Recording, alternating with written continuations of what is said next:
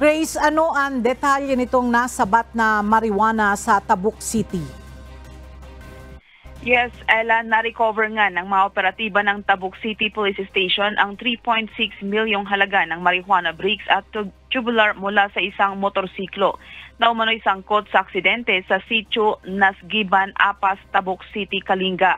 Ang pagkakadiskubre sa nasabing marijuana ay nangyari nang ang isang red Honda TMX at isang itim na Honda Civic ay nasangkot sa isang aksidente sa naturang lugar.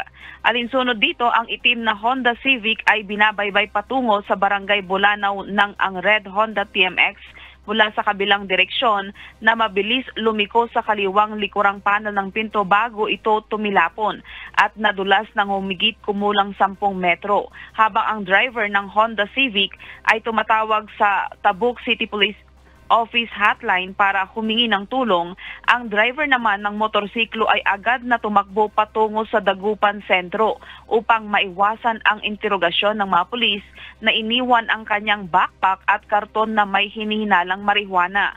Nang magsagawa ng inspeksyon sa abandonadong motorsiklo na may kargang isang backpack at isang karton, nakita ng mga pulis mula sa punit-punit na pakete ang isang kahinahinalang bagay.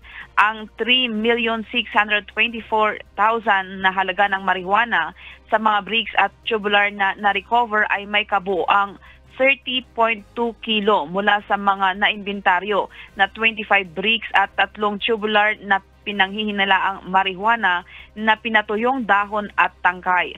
Ang iba pang na-recover ay isang blue at black backpack mula Poja Adventure, isang karton na brand at isang unit na red na Honda TMX. Yan muna ang balita mula dito sa Baguio City. Balik sa iyo, Ella. Maraming salamat, Grace Doctolero.